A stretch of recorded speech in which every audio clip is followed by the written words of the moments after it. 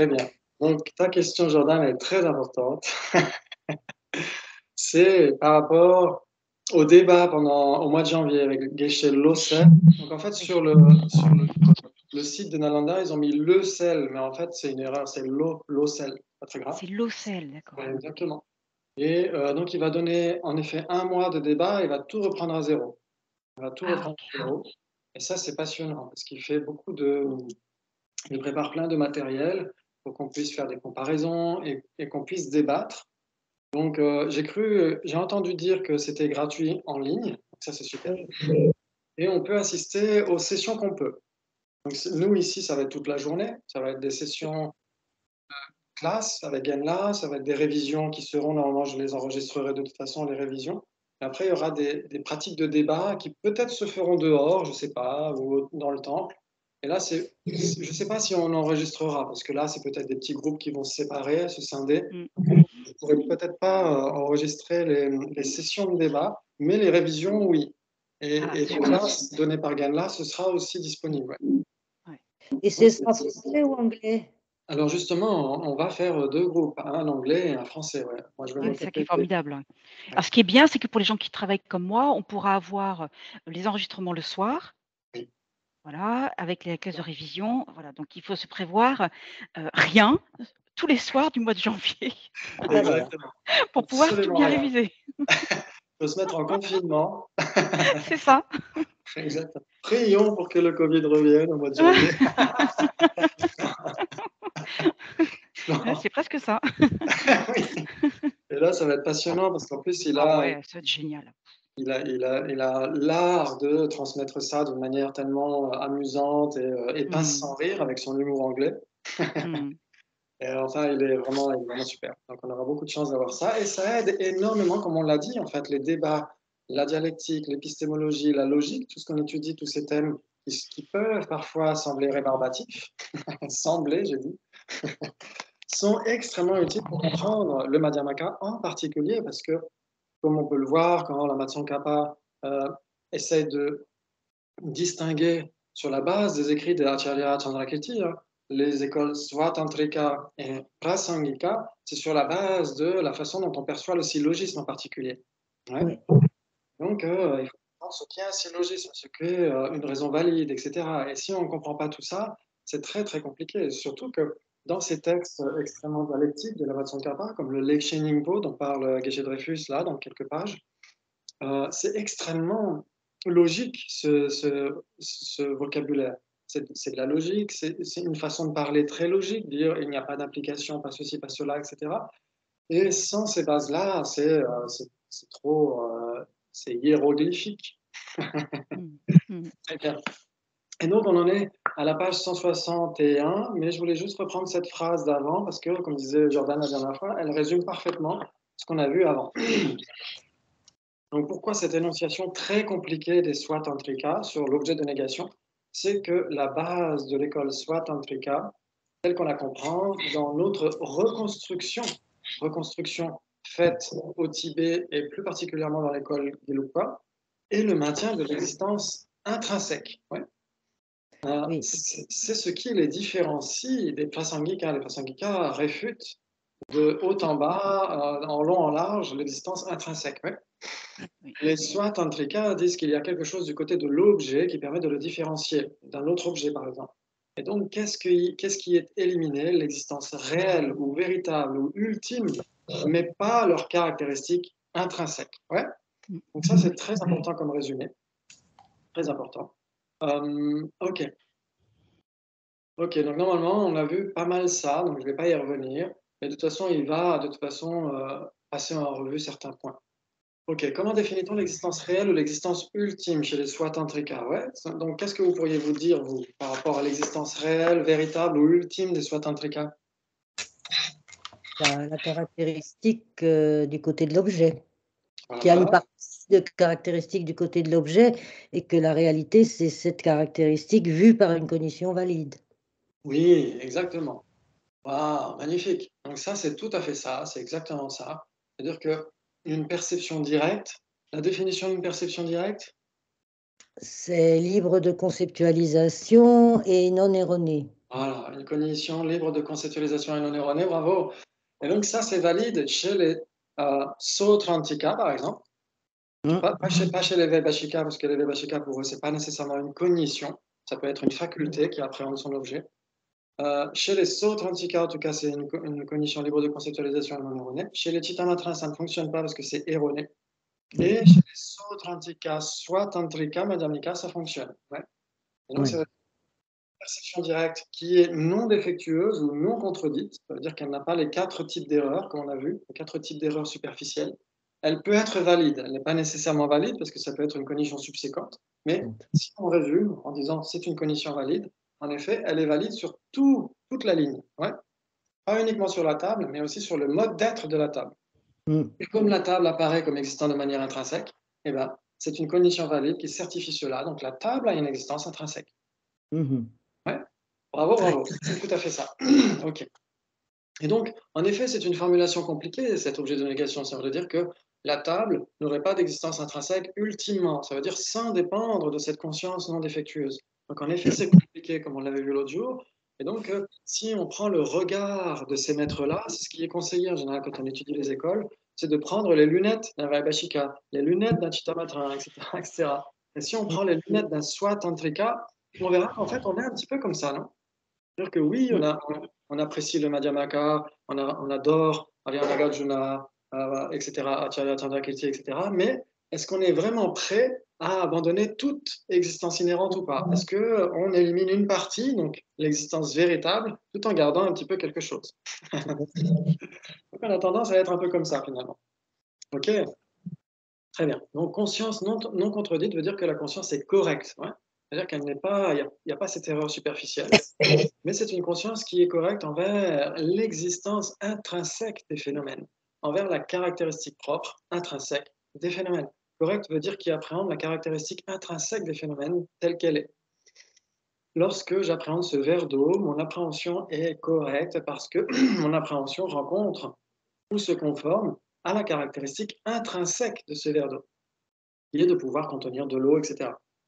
Donc c'est une caractéristique qui est nominale, mais qui est aussi intrinsèque. Nominale, on pourrait dire, tout est nominal en fait. Si on regarde bien les choses, on peut imputer n'importe quoi. Ouais, ça veut dire qu'on peut penser à tout, on peut désigner tout ce qu'on rencontre. C'est un petit peu ça que ça veut dire. Nominal, ça veut dire que ça n'a pas d'existence ultime, peut-être. Peut-être que c'est ça que ça veut dire. Ok. Mais qui est aussi intrinsèque. Elle est propre au verre d'eau. Ma perception du verre d'eau est correcte parce qu'elle rencontre cette caractéristique intrinsèque de l'objet. Alors qu'on avait vu, les Prasangika disent, en effet, il y a l'apparence d'existence inhérente de la table, mais la conscience visuelle ne se préoccupe pas du mode d'être de la table. C'est pas son boulot. Ouais. N'apprendre que la table. Elle ne réalise que la table. Ok. Donc c'est ce que veut dire conscience non contredite à l'égard de la caractéristique intrinsèque des objets. À cette conscience, les objets apparaissent, et ce n'est qu'à travers l'apparence à cette conscience que les objets peuvent acquérir leur propre nature. Ouais, ok. Parce que c'est une conscience non erronée. Si elle est non erronée, elle est non erronée sur toute la plaque. Pour les objets, exister réellement, c'est exister indépendamment de la conscience non contredite. Hein. Donc ici, exister réellement, c'est exister véritablement, et c'est exister ultimement. Ouais. Et donc en fait, une fois, j'avais dit que c'était équivalent, mais c'est pas équivalent. Pourquoi? Qu'est-ce qui n'est pas équivalent? Existence réelle, existence véritable, existence ultime. Parce qu'il n'y a pas d'existence ultime. Exactement. Si ça n'existe pas, ça ne peut pas être équivalent. Exactement. Les équivalents doivent nécessairement être des existants. Ouais. Donc en fait, c'est parfois, je vais un peu vite en parlant de tout ça. Existence réelle, existence véritable, existence ultime sont synonymes. Ils ne sont pas équivalents. Ok. Parce que ce sont des objets de négation. Ouais, ça n'existe pas en réalité. Très bien. Si les objets existaient indépendamment de la conscience non contredite, ils existeraient de manière ultime. Ouais, ça vous l'avez bien compris. Ouais. Oui, oui. Ouais, ok, très bien. Ok. C'est donc cela l'objet à réfuter chez les Svatantrika, l'existence de l'objet indépendamment de la conscience à laquelle il apparaît.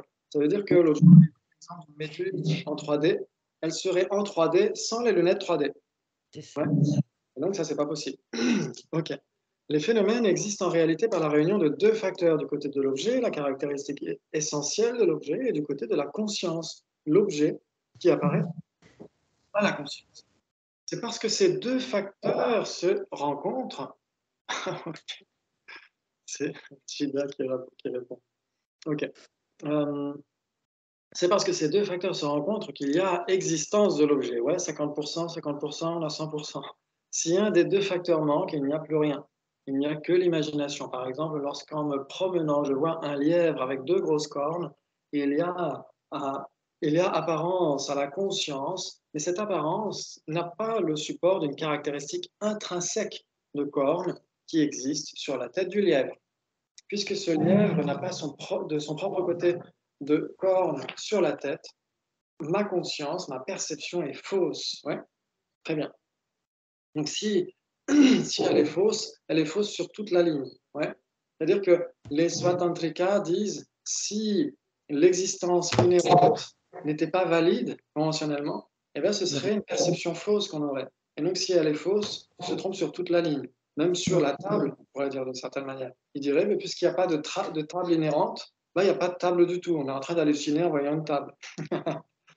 Donc ils prennent vraiment le contre-pied des Prasangika, en fait. Peut-être que c'est les cas qui prennent le contre-pied des Svatantrika. Donc, pour qu'un objet existe, il faut qu'il y ait apparence à la conscience. C'est une caractéristique intrinsèque du côté de l'objet. Aussi, c'est par la confluence de ces deux facteurs que les phénomènes peuvent être établis comme existants. Les phénomènes n'existent que de façon conventionnelle, parce que leur existence dépend de l'apparence à la conscience non contredite. Ouais, c'est ça que ça veut dire conventionnel chez eux, parce que ça apparaît à une conscience non contredite, une condition valide, on pourrait dire en gros. Cela vaut pour tous les phénomènes conventionnels comme les phénomènes ultimes. Ok, donc les phénomènes ultimes, certainement, ça doit être les vérités ultimes.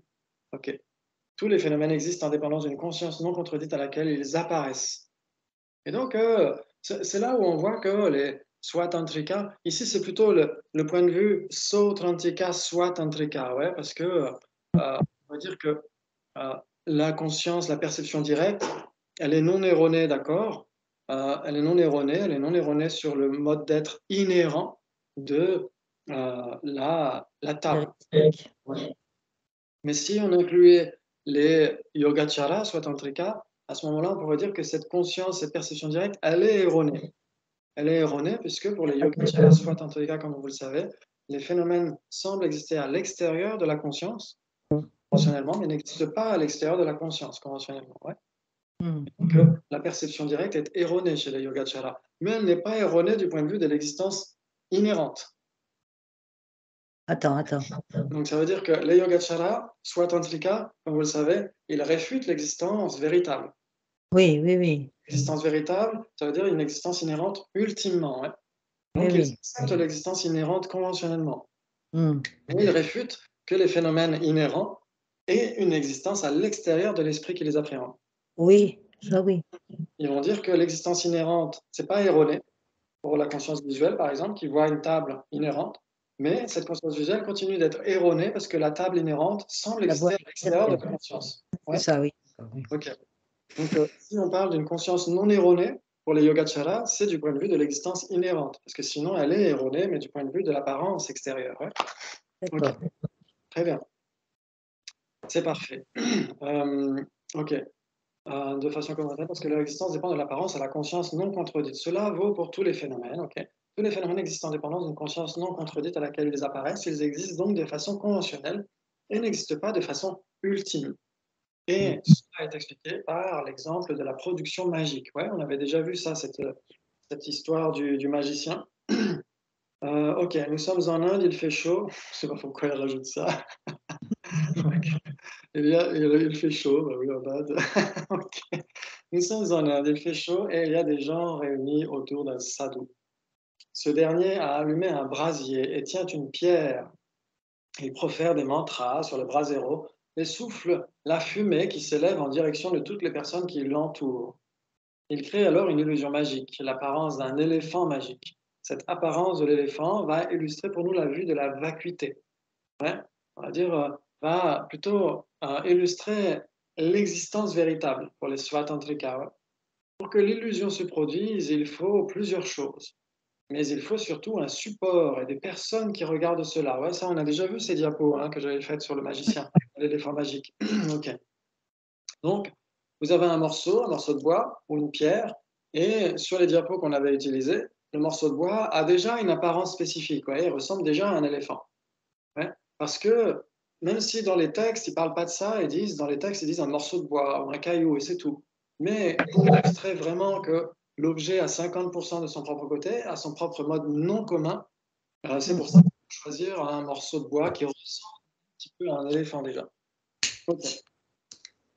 Il faut influencer ces personnes par l'intermédiaire des mantras. Les personnes se mettent à halluciner collectivement et voient un éléphant, mais ne savent pas qu'ils hallucinent. C'est ça le problème. Ouais. Ok, cet éléphant illustre la façon dont le phénomène n'existe pas. Ouais, donc l'existence véritable. C'est-à-dire que l'existence véritable, c'est, on a l'impression que la méduse flotte dans l'espace sans les lunettes 3D, que les lunettes 3D n'y sont pour rien. Ouais. L'impression que l'éléphant existe, l'éléphant magique existe. Alors, on ne sait même pas qu'on est en train d'halluciner, qu'on a respiré de la poudre de perlimpinpin. Ok. Cet éléphant illustre la façon dont le phénomène n'existe pas. Cette illusion apparaît aux gens, mais elle n'apparaît qu'en dépendance des personnes qui sont là, du magicien et du support sur lequel cette illusion magique est créée. Il en va de même pour les phénomènes. Les phénomènes nous apparaissent comme existant réellement, ou existant véritablement, ou existant ultimement, mais ils n'existent pas réellement ou véritablement. Ouais. Le support de cette apparence, c'est l'existence intrinsèque des phénomènes, donc le morceau de bois. Cette existence intrinsèque des phénomènes est donc comparée à la pierre ou le morceau de bois sur lesquels le magicien développe son illusion magique. Ouais. Cette illusion magique n'existe également qu'en dépendance des personnes qui la voient. De même, les phénomènes apparaissent comme existant réellement en dépendance des personnes qui les appréhendent et en dépendance de l'ignorance. Les mantras et la poudre de perlimpinpin qui influencent le public sont un peu l'équivalent de l'ignorance qui nous fait voir quelque chose qui n'est pas là sur un certain support qui est illustré par la pierre et qui est dans la réalité l'existence intrinsèque des choses. Ouais. Ok, donc ça c'est très important. C'est-à-dire que les gens qui sont hallucinés et qui ne le savent pas, hein, ne savent pas que c'est la poudre de perlimpinpin et le mantra qui les fait voir l'éléphant, donc ils ont l'impression qu'il y a un éléphant de son propre côté. Ouais. Et donc ça, c'est l'existence véritable qui doit être réfutée. Ok. Ouais. Le magicien, lui, il sait très bien ce qui se passe, parce que c'est lui qui a récité le mantra, c'est lui qui connaît sa fumée de perlimpinpin, etc. Et donc il voit un éléphant, mais il n'adhère pas à cette apparence. Il sait très bien que c'est dû à la fumée, au mantra, etc. Et donc il illustre le Madhyamika, il illustre un Swatantrika Madhyamika, qui a une approche de la vacuité. Ouais. Les gens hallucinés qui ne le savent pas illustrent qui Des quoi la question? On n'a pas entendu. Les gens de l'auditoire qui sont hallucinés sans le savoir, ils illustrent qui? Bah nous quoi, enfin nous, l'être ordinaire. Exactement. Un être ordinaire qui n'a pas une approche de la voie médiane, etc. Et ceux qui ont loupé leur bus et qui arrivent trop tard n'ont pas entendu le mantra, ils n'ont pas respiré la poudre de perlimpinpin. Et eux, qu'est-ce qu'ils voient? La pierre. Ils voient la pierre. Ils voient la pierre, ils ne voient pas du tout l'éléphant qui semble exister de son propre côté. Et eux, ils illustrent les Bouddhas. Ouais. C'est-à-dire que les Bouddhas n'ont même pas, selon leur propre perspective, n'ont pas l'apparence d'existence véritable. Et les Bouddhas, pas tantrika. Les Bouddhas, soit tantrika. Exactement. Tout à fait. C'est tout à fait ça. Exactement. Pour les Jimpa, Bouddhas, je oui. peux poser une question? Est-ce que là, ce que tu es en train d'expliquer, on pourrait faire un parallèle avec les deux vérités relatives dont on parle chez les Madhyamika Prasangika, qui est la vérité relative juste et fausse?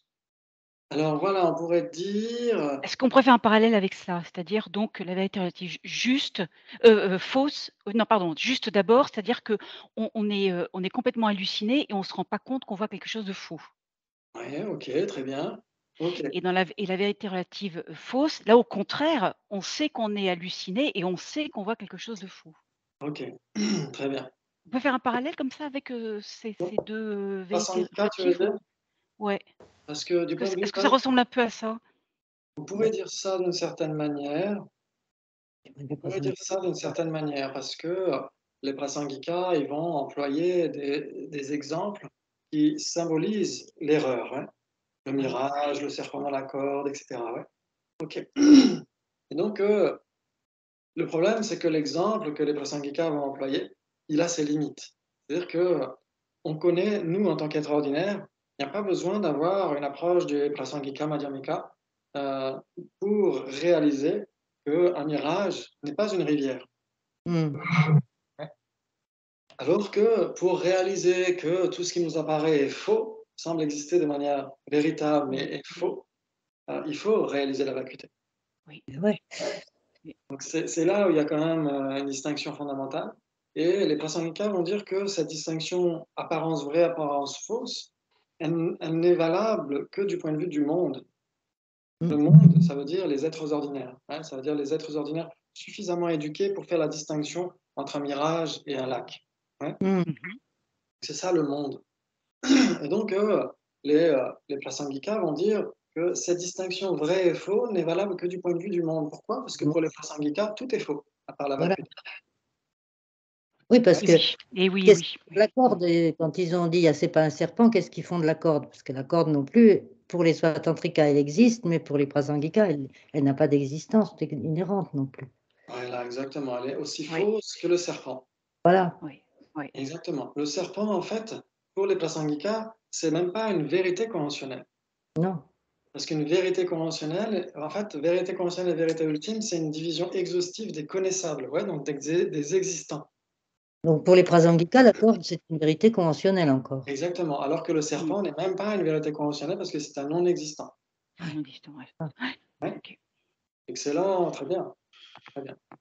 Donc en effet, les Prasangika pourraient interpréter l'exemple du magicien à la façon Prasangika. Ouais. Mm.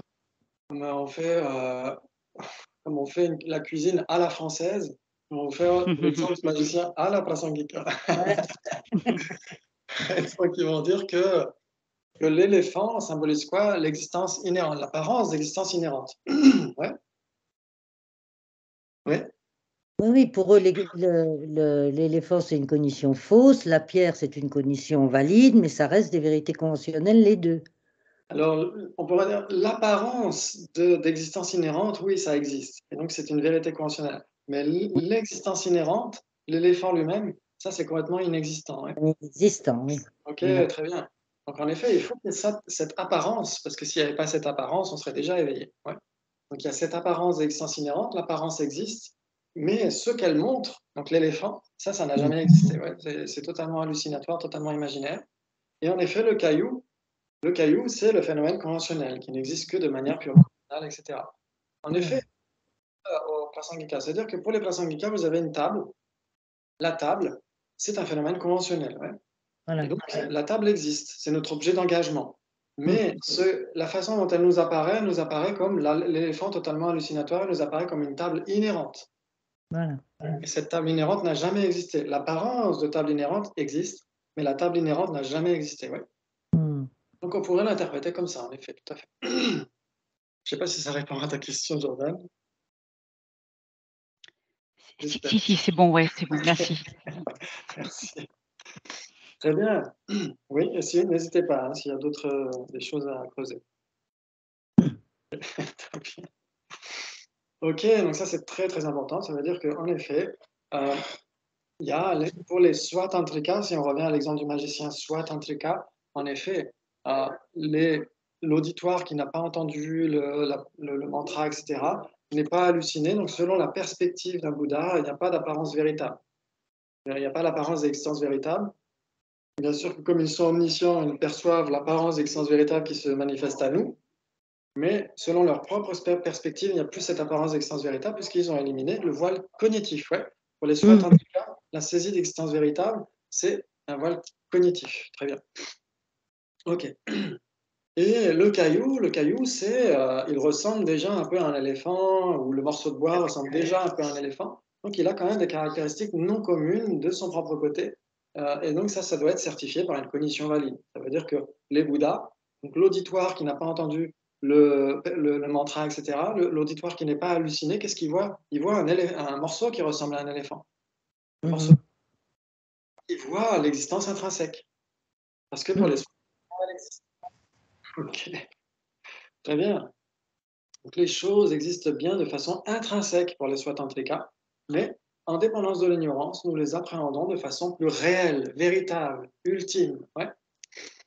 On les voit comme existant plus intrinsèquement qu'ils ne sont.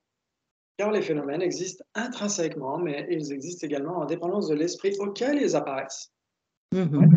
Ce soit tantrika, les tantrika arrivent et leur disent, mais quel besoin a-t-on d'une conscience non défectueuse pour valider cela, parce qu'elle existe de son propre côté, elle existe de manière intrinsèque, inhérente. Donc quel besoin avez-vous d'affirmer une conscience qui doit valider cela?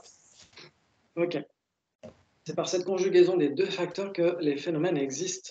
Mais lorsque nous voyons les phénomènes, nous ne comprenons pas qu'ils existent en dépendance de la conscience à laquelle ils apparaissent. Et nous ne considérons que l'existence intrinsèque que nous réifions, que nous absolutisons, que nous ultimisons, que nous ne considérons plus simplement comme existence intrinsèque, mais comme existence véritable, existence indépendante de l'apparence à la conscience, non contredite. Ouais. Donc, non contredite veut dire qu'il est correct vis-à-vis des caractéristiques intrinsèques de l'objet. C'est ça que ça veut dire. Ok, très bien. Un étudiant pose une question. Est-ce qu'on pourrait dire non contredite par la convention? Non, répond-il.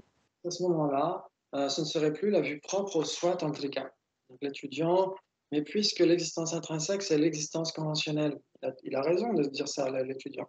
L'existence intrinsèque, c'est l'existence conventionnelle. Pourquoi? Parce que l'existence ultime, ce serait l'existence véritable. Donc c'est plus qu'intrinsèque, c'est intrinsèque ultimement, l'existence véritable. Eux, ils disent non, il n'y a pas d'existence intrinsèque ultimement, il y a une existence intrinsèque conventionnellement. Donc il n'a pas tort, l'étudiant, de dire ça, puisque l'existence intrinsèque, c'est l'existence conventionnelle.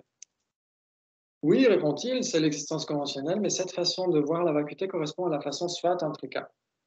Elle doit donc être différente de la vue prasangika. Les prasangika admettent bien que les objets existent en dépendance de la conscience non contredite, si on comprend par non contredite le fait qu'elle ne soit pas contredite par la convention. C'est très important pour les prasangika de s'appuyer sur la convention, ouais, et pas n'importe quelle convention. C'est-à-dire qu'il y a des conventions, comme on l'a dit, au regard du monde, il y a la fausseté et la vérité. Ouais. C'est-à-dire que pour les prasangika, c'est comme si pour eux, tout ce qu'on voit, c'est comme dans un film. On est comme dans un film. On est dans une existence semblable au rêve. Ouais. Et dans ces apparences oniriques, certaines apparences sont plus fausses encore. Par exemple, dans une apparence onirique, vous rencontrez quelqu'un qui vous dit que la Terre est plate, par exemple. Et puis, juste après, vous rencontrez quelqu'un qui vous dit la Terre est ronde. Ouais. Qui a raison? A priori, personne en réalité. En réalité, c'est vrai qu'on a tendance à dire, a priori, le second. Le second a raison de dire que la Terre est ronde. Mais tout cela se passe dans un rêve. Donc, en réalité, tout est aussi faux l'un que l'autre. Ouais, ça veut Mais il y dire en a un qui est plus faux. du point de vue prasangika, si on se pose la question, est-ce que la personne dans le rêve dit que la Terre est plate, est-ce qu'elle a vraiment menti? Ah, pas vraiment, pas réellement, puisqu'elle n'existe pas vraiment, elle est dans un rêve, c'est une apparence onirique. Ouais. Ok. La personne qui dit que la Terre est ronde, elle a raison, elle est dans le vrai. Mais comment est-ce qu'elle peut être dans le vrai alors que ça se passe dans un rêve? Ouais. Donc c'est un exemple qu'on peut prendre pour dire que du point de vue prasangika, tout est faux sauf la vacuité. Ouais. Mais au sein de la fausseté, il peut y avoir des cognitions valides. Voilà, c'est ça. Voilà, c'est ça que ça veut dire. On peut certifier validement que la Terre est ronde, même si c'est faux, puisque ça n'a pas d'existence véritable. Ouais. Ok. Très bien. Et ça donne l'impression d'avoir une existence véritable. C'est pour ça qu'il y a quelque chose de discordant dans l'être et le paraître. Très bien, très bien. Ok. Ensuite, on pourrait se poser la question comment un Bouddha perçoit la distinction entre celui qui dit que la Terre est plate et l'autre qui dit que la Terre est ronde. Mais pour lui, c'est pareil, c'est une cognition valide. Il a des cognitions valides de phénomènes conventionnels. Mais ce qu'il appréhende par ces cognitions valides reste faux d'une certaine manière. Pourquoi? Parce que faux, c'est le contraire de véritable. À un moment donné, il y a Aryadeva qui, dans son Chatushataka, les 400 instances, il y a un commentaire de Acharya Chandrakirti. Et la Tsongkhapa en parle dans le Laktonchamu, dans le grand Lamrim à la fin. Et il dit, Chandrakirti dit, quand on dit que c'est faux, on ne dit pas que c'est inexistant. On dit que ça n'existe pas de manière véritable. C'est ça que ça veut dire. Ouais. Donc, ne pas exister de manière véritable, ça ne veut pas dire ne pas exister du tout. Ouais. Oui, OK. Et est-ce que quand on parle de convention, on pourrait aussi le prendre dans le sens de convention nominale? Ça n'existe Oui, qu'en dépendance du nom. exactement, pour les Prasangika, ouais. OK. Les Prasangika, ils vont dire ça. Exister égale exister de manière conventionnelle, égale exister de manière nominale. Nomi Ouais, Ouais, d'accord. exactement. Ça veut dire que, mais en même temps, ce n'est pas nécessairement à prendre au sens littéral quand on dit de manière nominale, c'est ce que dit sa sainteté dans se voir tel qu'on est. Et en effet, Arianagarjuna, dans le Lokatitastavam, dans la strophe 7, dit si le feu était le mot feu, on se brûlerait la bouche en disant feu. Et si le mot feu n'était pas le feu, donc ça veut dire s'il y avait une distinction inhérente entre le phénomène imputé et la base d'imputation, rien ne serait intelligible. On dirait feu tout en parlant d'un verre d'eau, par exemple. oui, c'est pour ça que moi, ma grande question quand même. Je prends un Prasangika. Bon, il arrive devant le magicien, il voit pas l'éléphant, il voit la pierre. Il arrive devant le serpent, il voit pas le serpent, il voit la corde. Mais quand même, il fait la différence entre la pierre et la corde. Oui, Donc, cette différence qu'il fait entre la pierre et la corde, elle vient d'où pour le Prasangika? elle vient de la convention. C'est-à-dire que la convention accepte qu'il y a une différence entre une corde et ce qui n'est pas une corde. Ouais. Et donc, un Prasangika est très soucieux de s'accorder à la convention. Ça veut dire que les Prasangika acceptent ce que le monde accepte et refusent ce que le monde refuse, dans une certaine mesure. Oui, oui. Ouais. Mais comment il explique la perception qu'il a différente de la corde et de la pierre? Voilà. Oui. Il doit y avoir cette distinction, ce n'est pas une distinction inhérente, c'est une Oui, distinction conventionnelle. Ouais. C'est-à-dire que Ouais, la pierre a des caractéristiques, pas des caractéristiques propres, voilà, mais a c'est des des caractéristiques caractéristiques conventionnelles, c'est des caractéristiques. conventionnelle. Ouais, Il y a c'est quand ça. même, ça, c'est quand même très compliqué à. parce que l'altérité, elle n'existe pas de manière inhérente, l'altérité. Ça, c'est très important pour les Prasangika. Parce que quand on réfute la production à partir de soi, à partir d'autres, à partir des deux et à partir de rien, à partir de soi, des deux et sans rien, c'est facile. Mais quand on réfute la production à partir d'autres, on réfute une production inhérente. Ouais. Donc, c'est-à-dire une Hmm, production qui serait, une pousse qui serait intrinsèquement autre par rapport à la graine. hmm. Et donc, si c'était le cas, s'il y avait une production intrinsèque, la graine et la pousse seraient intrinsèquement autres. Et donc, la pousse naîtrait aussi bien de ses causes que de ses non-causes. Ouais. C'est-à-dire que puisqu'une graine et une table sont, si on accepte l'existence inhérente, entre la graine et la pousse, il y a une altérité inhérente, intrinsèque, eh bien, c'est une même altérité qu'il y a entre une table et une pousse. Et donc, aussi bien la graine pourrait créer la pousse que la table. Ouais, donc ça veut dire que cette altérité, cette distinction entre les phénomènes n'est pas inhérente. Elle ne peut pas être inhérente. L'altérité Hmm. n'est pas inhérente parce qu'il n'y a pas de soi inhérent. S'il y avait un soi inhérent, ce que dit à un moment donné Ariana Gajuna dans le Madhyamaka Shastra, s'il y avait le soi, il pourrait y avoir autre. Et puisqu'il n'y a pas de soi inhérent, comment est-ce qu'il pourrait y avoir un autre inhérent? Donc le Science. caillou et la corde ont une distinction. Nécessairement, il y a une différence conceptuelle. S'il y a une différence, il y a nécessairement une différence conceptuelle. Mais dire qu'il y aurait une différence dans l'objet de son propre côté, sans dépendre de quoi que ce soit, là, c'est pas possible. Oui, oui, ça, mais quand même, puisque c'est la même fonction visuelle qui voit les deux choses, comment est-ce que cette fonction visuelle fait la différence? C'est Parce que, quand même très, très compliqué. Le Swatantrika, c'est presque clair, hmm, parce qu'il y a des caractéristiques voilà, inhérentes. Hein, enfin, voilà. Là, c'est un peu compliqué, hein, c'est compliqué. ouais. C'est-à-dire que la différence, comme vous le savez, la différence, elle se fait du point de vue de la conception. Ouais. Ça veut dire que entre, on va dire par exemple, Du ok, point de vue de la perception aussi, ouais, parce que tu ne vois pas la même forme.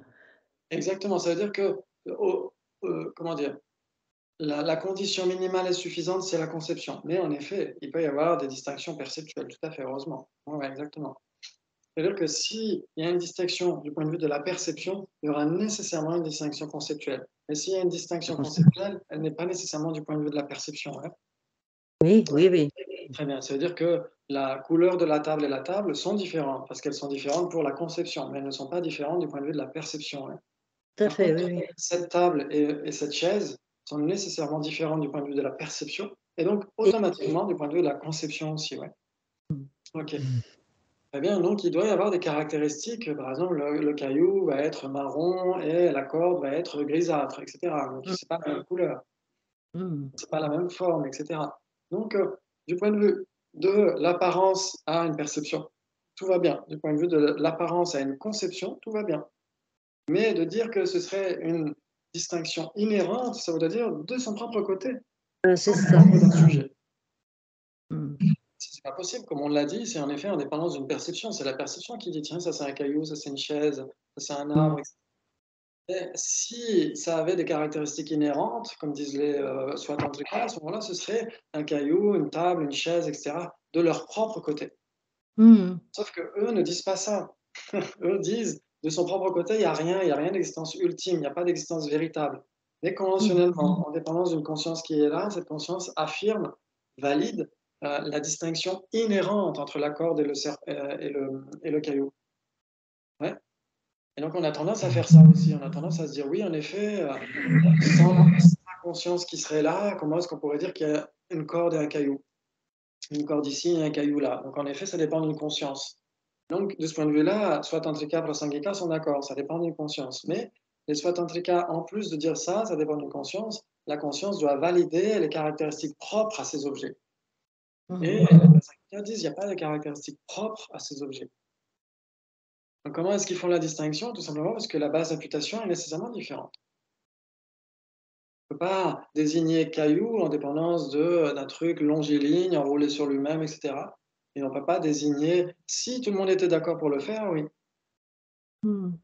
Soudainement, on réécrivait tous les dictionnaires en disant, bah, ce qui est longiligne, qui sert à allier des objets, etc., on va l'appeler caillou. Ça, À ce c'est moment-là, pas le on va problème. pour dire ça. Et le problème, il est pas là. Le problème est quel est le signal qui permet de faire la différence perceptive de l'apparence. Voilà. Là, il y a l'apparence, mais en fait, l'apparence, la conscience visuelle, non seulement, en effet, on dit que a pour objet d'appréhension les couleurs et les contours, mais la façon dont on interprète chez les Gelupa, la façon dont on interprète Acharya Dharmakirti, la conscience visuelle réalise son objet. C'est-à-dire que quand on voit une table, on ne réalise pas qu'une couleur et un contour, on réalise visuellement une table. Mmh. Et donc il semble que la fonction soit aussi réalisée, si on connaît déjà cet objet, bien sûr. Oui. Et donc ça veut dire que la fonction d'un caillou et la fonction d'une corde font partie de la base d'imputation, pas de manière inhérente, mais font partie de la base d'imputation en dépendance d'un contexte, d'une culture, d'un langage, etc. Et donc ça joue pour les Prasangika. Oui, Parce ça que oui. ouais. Et le signal lui-même, même si ce signal, on ne l'interprète pas, comment peut-on comprendre que ce signal ne soit pas un signal différent pour la corde et pour le caillou? C'est ça. Parce que Alors le c'est signal différent. est différent. Si le signal est différent, donc il y a une existence de ce signal intrinsèque. C'est ça qui est très Non, compliqué. il peut y avoir une différence sans différence intrinsèque. C'est-à-dire que les Prasangika, comme on l'a dit, sont très au fait de ce qui se passe dans le monde. C'est-à-dire dans le monde, on va dire, qu'est-ce que tu vois là? Bah, je vois un caillou. Et là, tu vois quoi? Bah, une corde. Ah bah ça va, c'est un caillou et c'est une corde. Ils vont pas aller nécessairement plus loin que ils vont pas aller plus loin, aussi loin que les Swatantrika en disant bah, puisque c'est un caillou et puisque c'est une corde, bah, c'est nécessairement un caillou et une corde inhérente. Ils vont dire bah, c'est simplement un caillou et une corde conventionnelle parce qu'ils sont appréhendés conventionnellement par des consciences visuelles et tout va bien. C'est des cognitions valides. Ce ne sont pas des cognitions hallucinées qui voient des cailloux où il y en a ou qui voient des cordes où il n'y en a pas. C'est des cognitions valides conventionnelles. Et donc, comme on l'a dit, pour les Prasangika, une vérité conventionnelle, c'est un phénomène qui est réalisé par une cognition valide conventionnelle. Oui, oui. Et donc, conventionnel, ça veut dire quoi? Ça veut dire qu'il n'y a pas d'existence inhérente. Ouais. Ouais. Enfin, la fonction et la dénomination, etc., ça vient aussi, c'est culturel, c'est aussi lié à des signaux qu'on a eus. Oui, oui. Bien sûr, il y a tout Ça ça. n'est pas venu comme ça, ou alors tout est Chittamatra, alors. Non, il y a bien des signaux qui viennent de l'extérieur. Pour les Prasangika, il y a bien une forme qui S'il n'y a envoie. rien de l'extérieur, alors Alors, ça vient de ces l'esprit, signaux, c'est sûr. ces signaux, ils n'ont pas d'existence inhérente, ok, mais ils existent au sens. Enfin, moi, j'arrive pas à faire là, je l'entends, mais le signal n'est pas uniforme. Ah non, Le non, du signal tout. est différent. Ah oui, Voilà. oui, tout à fait. Ça veut dire que Donc, ce qui le réplique, c'est caillou. l'inhérent du signal, mais c'est pas Oui. le signal. Ah ouais, tout à fait, exactement. Ah oui, non, tout à fait. C'est tout à fait ça. Il n'y a pas de. Par exemple, le caillou va envoyer comment dire, euh, re- euh, renvoyer des rayons lumineux avec comment dire, une onde, comment ça s'appelle, des ondes spécifiques pour que le cerveau puisse Oui. interpréter ça comme étant marron, etc. Donc il y a bien quelque chose, il y a bien de l'information qui se dirige vers nos yeux, vers notre Par cerveau, vers exemple, notre esprit. pour les couleurs, il y a bien une information de longueur d'onde différente. Voilà, tout à fait. Et pour le contour, c'est pareil. Il y a un contour spécifique, mais pas spécifiquement caractérisé. Voilà, ce qui refute, c'est l'inhérence du signal. Mais il y a bien un signal, tout à fait, puisque Mais il y a bien un signal. Alors que les exactement, Svatantrika, eux, disent le signal est inhérent. exactement, tout à fait, tout à fait, C'est c'est tout ça. à fait ça, tout à fait ça. Donc il y a quand même une distinction fondamentale. Ça veut dire qu'en effet, le signal existe de Oui, son propre côté pour les Svatantrika, et pour les Prasangika, pas du tout. Il n'existe pas de son propre côté parce qu'il dépend de plein de choses. S'il dépend, tout à fait. Oui, oui. pas être indépendant, elle ne peut pas être inhérent. Ouais, elle dépend surtout d'une désignation conceptuelle. Parce que c'est nous qui décidons de parler soit de l'objet à l'extérieur, soit de l'objet tel qu'il est appréhendé par notre esprit, soit de l'objet comme un tout, soit de ses parties. Qu'est-ce qui fait la différence, nous? Ce n'est pas l'objet, lui, qui dit, tiens, vous allez appréhender mes parties maintenant, et là, vous allez appréhender mon tout. Non, c'est nous qui décidons. Ouais. Ça, c'est intéressant. C'est nous qui décidons de On voir. t'entend plus. Ah bon? Et là, là, ça va mieux? Allô? Là, Et ça là? va, mais Ok. ça coupe. D'accord, ouais. D'accord, c'est peut-être le Wi-Fi. Ok. Donc c'est nous qui décidons de voir plusieurs arbres ou une forêt. Ouais? Non? Oui, Ouais? Ok. Ok. Entre quelqu'un qui dit bah, il y a plusieurs arbres et l'autre qui dit bah non, c'est une forêt, entre plusieurs et un, qu'est-ce qui fait la différence? Notre désignation conceptuelle. Et donc si c'est la différence, oui. de désignation conceptuelle, ça veut dire que de son propre côté, ça n'est ni une forêt, ni un arbre, ni plusieurs arbres. Ouais? Donc pour le caillou, c'est pareil. Oui, Pour le oui, caillou, la corde, c'est tout à fait pareil. Ouais? C'est intéressant. C'est intéressant pour ceux que ça intéresse. En fait, on pourrait dire que les Prasangika perçoivent la vacuité de manière conventionnelle. Oui, bravo. Exactement. Ça veut dire que il y a une distinction fondamentale pour les Prasangika entre ce qui est observé par une cognition ultime et ce qui est établi par une cognition ultime.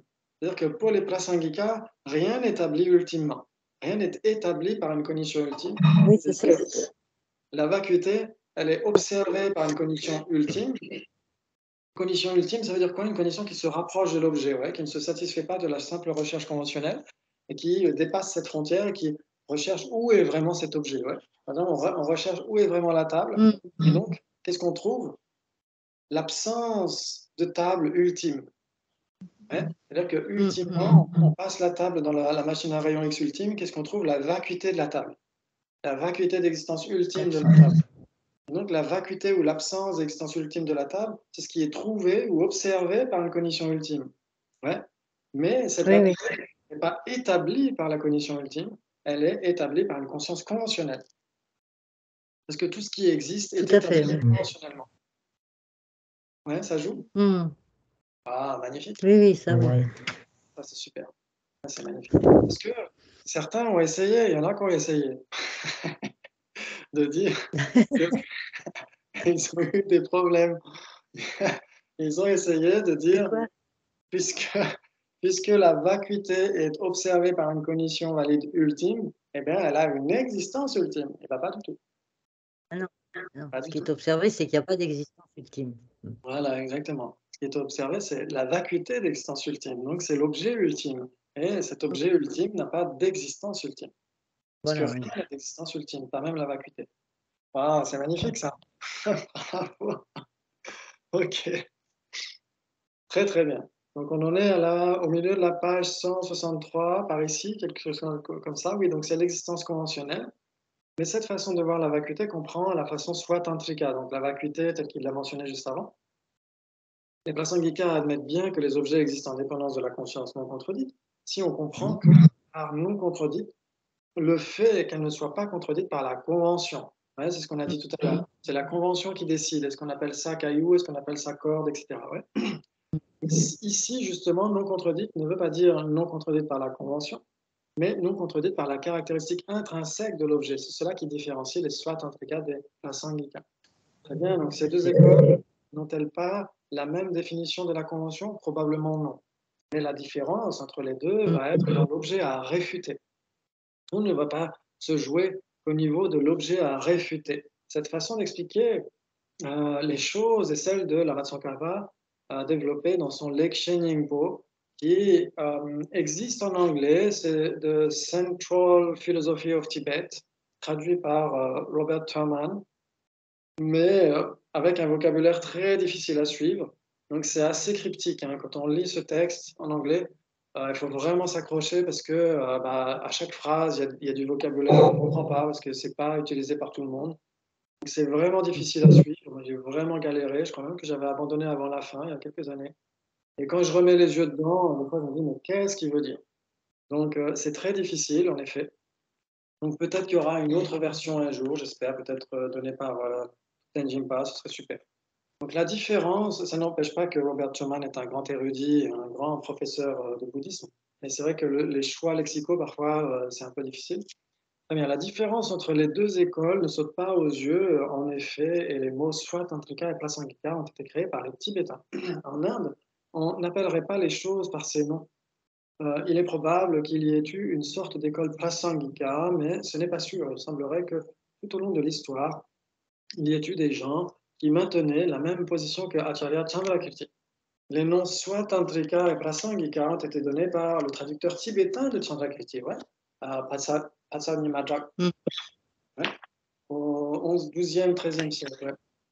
Mais il semble qu'en Inde, il y ait eu quelque chose qui ressemble à une école Prasangika. Les preuves sont faibles, mais il semble que dans les textes, on se réfère de temps à autre à des gens qui maintenaient la même position que Chandrakirti. Je dis qu'il semble parce que Acharya Chandrakirti a vécu au 6e siècle. Ouais. Oui, c'est ça. 6e siècle, et qu'ensuite on ne mentionne que très rarement son nom. Donc l'école Prasangika, s'il y avait école Prasangika, était fort peu importante. Et cela, si on admet le fait qu'il y ait eu une différence d'école, ce qui n'est pas sûr. Il y a beaucoup de gens, des érudits actuels, qui se posent la question, est-ce que c'est vraiment ça ou est-ce que c'est la lecture de la Tsongkhapa? Est-ce qu'il y a vraiment une distinction Prasangika Swatantrika? Si on lit ces textes de Acharya Bhavaviveka et ceux d'Acharya Chandrakirti, on peut trouver des preuves de points de vue divergents. Ça, c'est sûr. Ça, on peut le voir, on peut le constater, c'est noir sur blanc, il y a des points de vue divergents. Il dit, ben non, c'est pas comme si, c'est plutôt comme ça. Mais après, est-ce que ça veut dire que ce point de vue divergent doit avoir la désignation Swatantrika et que nous devrions, nous, avoir la désignation Prasangika? C'est là où il y a des doutes qui s'élèvent. Mais en général, c'est assez intéressant de voir ça, de voir que, en effet, si par exemple, dans le Lekshe Nyingpo, justement, dans ce bouquin qu'on vient d'évoquer, Lama Tsongkhapa prend les thèses de Acharya Bhavaviveka, qui critiquent les vues chittamatrines. Ouais. Par exemple, les chittamatrins disent que les natures imputées n'existent pas véritablement. Ouais. Ok. Et donc, non seulement n'existent pas véritablement, mais n'existent pas par leurs propres caractéristiques, puisque ce sont des natures imputées. Ouais, il y a des non-existants, il y a des permanents, etc. Et donc, ils n'ont pas de nature en soi. Et Acharya Bhavaviveka dit, mais non, c'est pas possible. Si ça n'avait pas de nature en soi, ça n'existerait pas. Et donc, c'est là où on voit que dans certaines phrases, il a tendance à accepter une existence inhérente conventionnellement. Donc, c'est là où on voit que dans certaines phrases, c'est très ce sont des évidences, mais qui doivent quand même être creusées pour dire, bah voilà, elle est Swatantrika. Est-ce que lui clamait être Swatantrika? Personne ne clame être Swatantrika. Personne ne dit, moi j'accepte les différences inhérentes, etc. Mais en fait, c'est une interprétation sur la base de ces traités. Ok.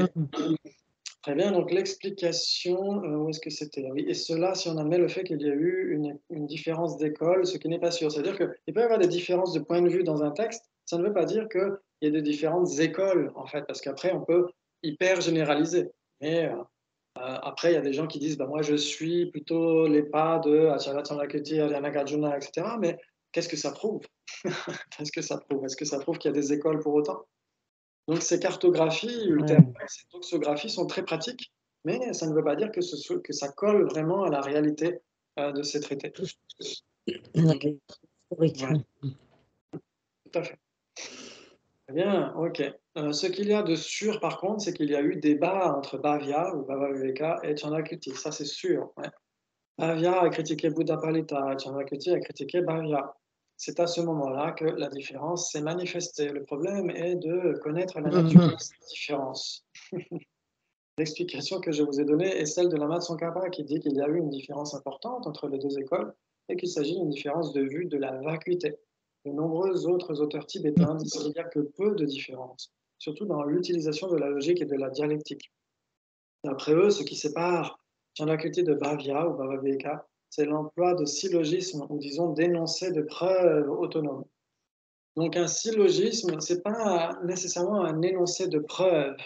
C'est-à-dire que normalement, tel que nous, on l'a appris au Basic Programme, c'est que quand quelqu'un a une vue fausse, on ne lui adresse pas directement un syllogisme. Ouais. C'est-à-dire que cette personne n'est pas un antagoniste approprié. Un antagoniste approprié, c'est une personne qui, au cours d'un débat, certifie le sujet, la raison, voilà, le sujet, le prédicat et la raison, mais n'a pas encore certifié l'implication entre la raison et le prédicat. C'est ça la définition d'un antagoniste approprié, quelqu'un à qui on peut adresser un syllogisme. Donc cette personne a un doute par rapport au sujet. Le sujet du débat, c'est Shen de Chö, Chen Kyo, mais en tibétain, c'est l'indéfectible sujet d'enquête. C'est un sujet d'enquête. Cette personne doit enquêter sur le son. Et donc si elle n'enquête pas, si elle se dit bah, le son est permanent, elle ne cherche pas à enquêter, elle n'a pas du tout de doute. Hein. Et donc, dans ce cas-là, on ne peut pas lui affirmer ce syllogisme. On doit affirmer une conséquence à l'absurde. Dire, bah, votre son permanent, il n'est pas produit. Donc, cette personne va commencer à douter de sa vue. Et là, on peut lui apporter un énoncé de preuve. Un énoncé de preuve, c'est tout ce qui est produit est nécessairement impermanent. Et donc, après, on peut dire, OK, le sujet, le son est impermanent car il est produit. Donc, c'est progressif. C'est comme ça que nous, on l'a appris au Basic Programme. Mais peut-être qu'il y a des vues différentes, je ne sais pas. C'est possible. OK. Donc, énoncé de preuve autonome. C'est-à-dire que pour un Swatantrika, on lui adresse un syllogisme et pour lui, il est autonome, puisque tout ce qui existe est autonome. Sauf que on n'a pas besoin de l'accepter. Pas besoin d'accepter l'autonomie. On adresse une conséquence acceptée par autrui. Ouais, c'est la différence. C'est ça. Swatantrika, exactement. Très bien, c'est super. Et il nous reste encore quelques minutes, c'est super. Donc, selon des auteurs tibétains, il n'y a pas de différence dans la vue de la vacuité entre l'école Swatantrika et l'école Prasangika. Tsongkhapa, lui, sur la base de certains passages relevés dans les textes, souligne une différence de vue. Donc, ces passages comme quoi Acharya Bhaviveka réfute le Chittamatra, etc. Enfin, certaines vues Chittamatra. Ok. Il dit que les Swatantrika acceptent l'existence intrinsèque et n'acceptent pas l'existence réelle ou véritable des phénomènes. Et cela, pour affirmer cela, sur 2 ou 3 passages qui pourtant ne sont pas très clairs, parce que pour les Swatantrika, l'existence intrinsèque des phénomènes va en somme de soi. Ce n'est pas une chose importante à affirmer, c'est simplement une chose que l'on garde, ce n'est pas le point essentiel. Le point essentiel, c'est l'absence d'existence réelle. Les phénomènes existent de façon réelle, de façon ultime. Et c'est cela qui, pour eux, est important. Mais lorsqu'on analyse de façon attentive les textes Swatantrika, on peut voir qu'il semble y avoir une différence entre les deux écoles Madhyamika. Cette différence est que les Swatantrika gardent quelque chose du côté de l'objet. Parce que souvent, ils disent, souvent, par exemple, on a cet autre exemple, qui n'est pas celui de la critique du Chittamatra, mais cet autre exemple où les Swatantrika disent oui, les phénomènes sont vides d'existence inhérente ultimement. Ils rajoutent ultimement. Ouais. Oui, oui. Si on rajoute ultimement, on est soit intricat. Ouais. Ça Oui, dépend oui. comment on formule les choses. Par exemple, dans ces traités, la Tsongkhapa dit que la perfection de sagesse en 100 000 versets dit ultimement. Ouais. Mais dans la formulation, c'est une autre formulation. Par exemple, dans la perfection de sagesse en 100 000 versets, on voit ultimement, il n'y a pas de forme, de son, d'odeur, etc. Des choses comme ça, ouais. Ok. Et donc, c'est la même chose que dans le Sutra du cœur. Dans le Sutra du cœur, on a dans la vacuité. Il n'y a ni forme, ni sensation, ni identification, etc. Ouais. Donc, dans la vacuité, ça veut dire ultimement. Très bien. Donc, ultimement. Donc, il n'y a pas de forme ultime. Il n'y a pas de table ultime. Très bien. Du point de vue Prasangika, ça joue. Par contre, si on dit il n'y a pas d'existence inhérente ultimement, c'est plus la même chose. Oui, ça veut dire qu'il y a une existence inhérente conventionnellement. Voilà, exactement, tout à fait. Et donc là, c'est plus du tout la simple négation des Prasangika. Tout à fait. Oui. Donc, malgré tout, on peut voir quand même que dans certains traités où certains maîtres insistent pour rajouter ultimement, par exemple Bhavaveka quand il critique Buddha Palita, il semble vouloir rajouter ultimement. Et donc, dans ce cas-là, c'est quand même une preuve assez solide pour dire que s'il réfute l'existence inhérente ultimement, eh ben, il l'accepte conventionnellement, tout simplement. S'il tient vraiment à rajouter ultimement. S'il s'en fout et qu'il dit, pardon, Oui. si ça l'intéresse pas et qu'il dit bah oui, il n'y a pas d'existence inhérente, ok, là dans ce cas-là, c'est une simple négation. C'est la négation non affirmative des Prasangika. Il ne l'a pas, cette négation non affirmative. Il tient à rajouter ultimement. Donc c'est une preuve quand même que je trouve plus intéressante, en tout cas parce que peut-être je la comprends mieux que sa critique du Chittamatra. Mais c'est quand même c'est plus solide en tout cas comme preuve.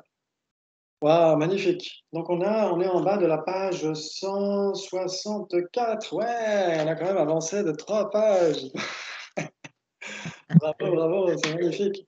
Et donc normalement on se retrouve donc la semaine prochaine. Il y aura juste le 11 novembre où il n'y aura pas les deux vérités. Ouais, donc, si vous pouvez noter Ok. quelque part que le 11 Oui. novembre il n'y aura pas les deux vérités, mais les autres jours oui. Ouais, ok. D'accord. Mhm. En tout cas, Donc la semaine merci à prochaine, les vérités et les débats. Et les débats, exactement. Les débats, c'est vendredi prochain et je rajouterai une session, mais je pourrais en reparler vendredi prochain. Ouais.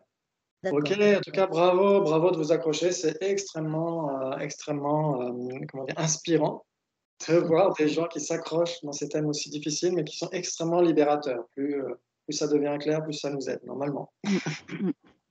Oui. Merci à tous et à dimanche Merci. prochain. Merci Allez, beaucoup. bonsoir. Au revoir. Oui. Ciao. Salut.